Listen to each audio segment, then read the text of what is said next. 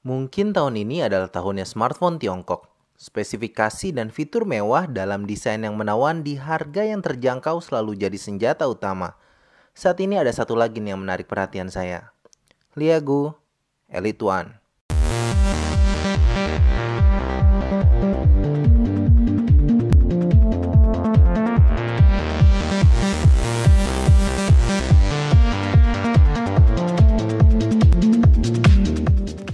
Desain dari Liagu Elite One ini agak sulit dipercaya jika kita melihat bandrol harganya.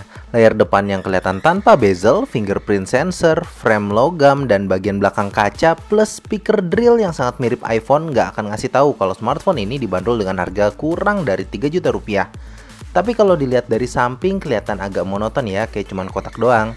Overall masih oke sih desainnya. Cuman karena belakang kaca dan frame logam ngebuat smartphone ini agak licin di genggaman.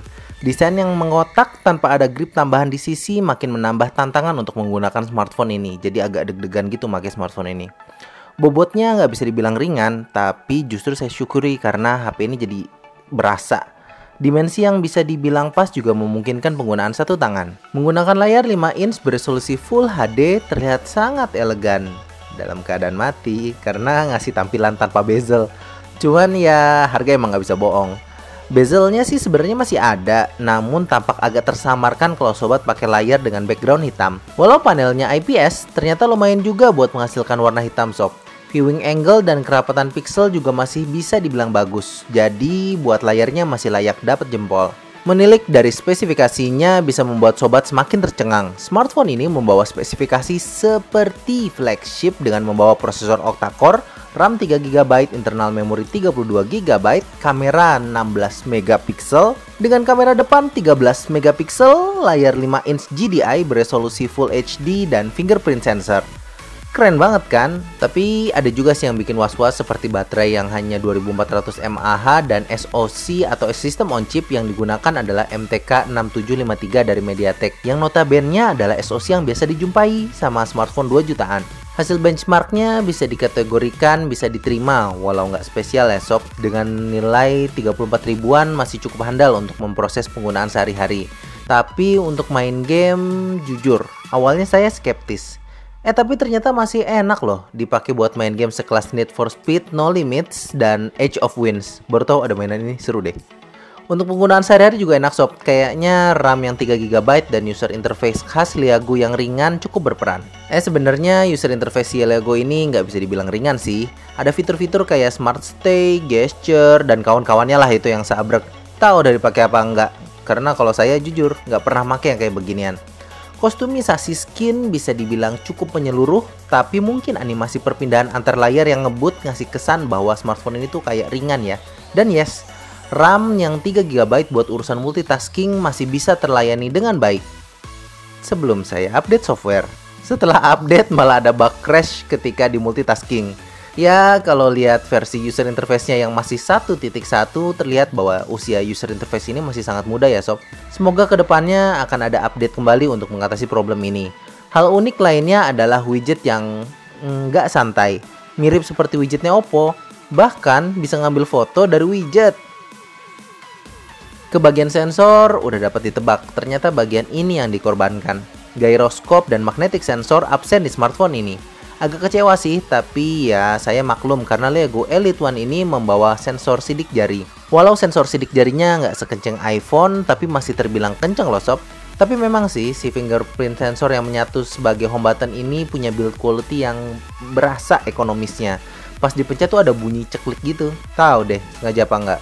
Ke bagian kamera, smartphone ini punya spesifikasi kamera yang terbilang dahsyat. Dilengkapi kamera belakang 16MP plus kamera 13MP tuh kayak overkill banget ya. Hasilnya cuman oke aja, nggak wow luar biasa. Buat 16MP-nya sih seperti kurang tajam ya sob. Dynamic range-nya juga sempit, jadi kadang kalau dapat exposure langit yang pas, yang lainnya terlalu gelap. Atau kadang yang lainnya pas, langitnya terlalu overexpose. HDR-nya nggak bantu banget, tapi si objek nggak boleh gerak kurang lebih 1 detik. Kalau gerak ya jadi begini deh. Kalau kamera depannya yang 13MP, oke. Tapi sekali lagi saya nggak yakin ini 13MP. Karena kalau di zoom nggak ngasih ketajaman 13MP. Akhirnya saya menemukan alasan mengapa hasil kamera depan dan belakang tidak begitu tajam untuk ukuran megapikselnya. Ternyata Leago menggunakan interpolasi buat kameranya. Uniknya saya menemukan keterangan interpolasi ini justru dari website tempat di mana saya membeli smartphone ini, yaitu di gearbest.com. Keren juga ya, yang jujur justru toko online ya. Toko online versi syariah kayaknya.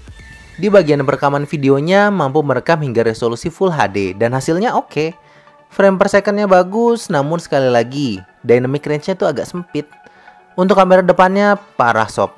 Dalam kondisi malam, video di kamera depan nyaris nggak bisa digunakan. Sekarang kita ke bagian yang paling bikin saya deg-degan dari awal, yaitu di bagian baterai. Membawa kapasitas yang tergolong kurang buat smartphone dengan layar Full HD ya. Hanya sebesar 2400 mAh saja, dan memang ketika menggunakan smartphone ini sebagai daily driver, hanya mampu bertahan sekitar 3,5 jam screen on time. Sebenarnya sih ini udah lumayan sih sob. Buat pengguna sedang mungkin cukup. Tapi buat heavy user pasti tidak akan cukup. Entah harus ditemani power bank atau ngecas di tengah hari. Untuk USB on the go nggak ada masalah ya. Bahkan sudah dibekali aksesori USB on the go port dalam paket pembeliannya. Hal yang hampir nggak pernah saya temuin di smartphone lain. Good job. Hal unik yang nggak saya sebut pas video unboxing dan baru saya temuin setelah proses review adalah smartphone ini ternyata mendukung hi-fi atau high fidelity sound. Jadi dengerin musik jadi makin asoy di smartphone ini. Tapi ya filenya harus FLAC dan dengerinnya juga pakai earphone yang mumpuni juga. Kalau pakai MP3 bajakan mah nggak akan berasa sob. Malu ah, udah ganteng, HP-nya bagus, harganya jutaan, dengerin musik masih pakai MP3 bajakan. Ya elah. Kesimpulannya adalah saya cukup puas sama smartphone ini. Sobat bisa mendapatkan fitur yang ada di smartphone flagship dengan harga yang terjangkau. Namun memang, semua fitur flagship itu seakan terpangkas kualitasnya. Seperti kamera 16 megapiksel yang tidak begitu tajam, fingerprint sensor yang bagus namun tidak terasa mewah, dan ketahanan baterai yang sebenarnya sih 11-12 lah sama Samsung Galaxy S6. Intinya, saya merekomendasikan smartphone ini jika sobat adalah pengguna smartphone kelas menengah.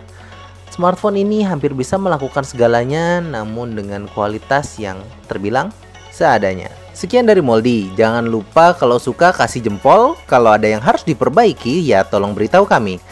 Jangan kaget karena sekarang tukang reviewnya yang nongol di Sobat HP ada 2. Jadi semoga kedepannya akan semakin banyak device yang nongol di channel ini. Kurang lebihnya mohon maaf dan Moldy out.